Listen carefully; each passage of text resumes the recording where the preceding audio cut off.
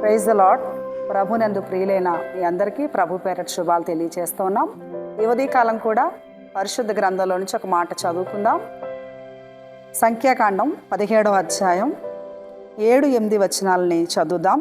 మోషే వారి కర్రలను సాక్ష్యపు గుడారంలో యెహోవా సన్నిధిని ఉంచాను. మర్నాడు మోసే సాక్ష్యపు గుడారంలోకి వెళ్ళి చూడగా లేవి కుటుంబదైన అహరోను కర్ర చిగిర్చి ఉండెను. అది చిగిర్చి పువ్వులు పూసి బాదం పండ్లు గలదాయను. దేవునికి మహిమ కలుగును గాక. ఈ లేఖన భాగాలను మనం చూసినప్పుడు మనకు తెలిసినటువంటి లేఖన భాగమే అయినా ఈ ఉదయకాలం మరొకసారి ప్రభు మనకి లేఖన భాగాన్ని జ్ఞాపకం చేస్తూ ఉన్నారు.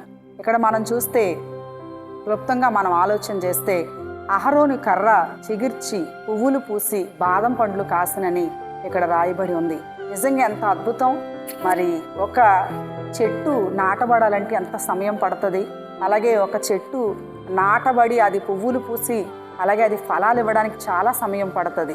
అలాంటిది చెట్టు అయితేనే అది ఫలిస్తుంది. కానీ ఇక్కడ మనం చూస్తే ఒక కర్ర ఫలించినట్టుగా, చిగురించినట్టుగా, పువ్వులు పూసినట్లుగా, బాదం పండ్లు కాసినట్టుగా చూస్తాం. ఎంత ఆశ్చర్యం, ఎంత అద్భుతం. ఈ యొక్క ఉదయకాల సమయంలో నిజంగా ప్రభు ఎంత గొప్పవాడో. నిజంగా ఈ కర్ర మానవుని యొక్క జీవితమే.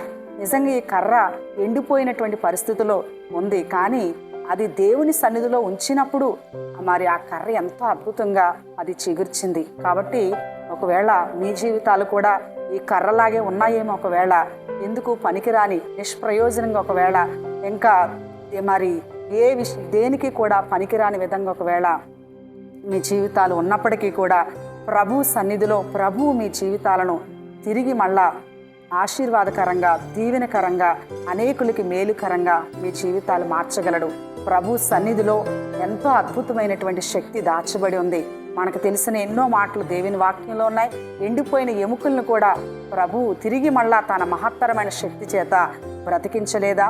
మహాసైన్యముగా మరి వారందరూ కూడా తిరిగి మళ్ళా ఎండిపోయిన ఎముకలు మహాసైన్యమే నిలిచిరని రాయబడి ఉంది. కాబట్టి ఈ ఉదయకాలం ఒకవేళ మీ జీవితాలు కూడా ఈ ఎండిపోయిన ఎముకలాగా, ఈ కర్రలాగా ఒకవేళ ఉన్నప్పటికీ కూడా మీరు ప్రభు తట్టు చూడగలిగితే ప్రభు మిమ్మల్ని తిరిగి మళ్ళా అనేకులకి ఆశీర్వాదకరంగా, మేలుకరంగా, మహిమకరంగా మార్చగలుగుతాడు. కాబట్టి నిరాశపడక, నిస్పృహగా మీ జీవితాల్లో మీరు నిలిచి ఉండక దేవుని సన్నిధిలో ఈ మాటలను బట్టి మీరు ధైర్యం పొందాలని మరొకసారి తెలియచేస్తూ ఈ మాటలు ముగిస్తూ ఉన్నాం. అట్టి గొప్ప ధన్యత, ఇట్టి గొప్ప భాగ్యం ప్రభు మీకు అనుగ్రహించునుగాక. ఆమేన్. ప్రభు మిమ్మల్ని దీవించునుగాక. ఆమేన్.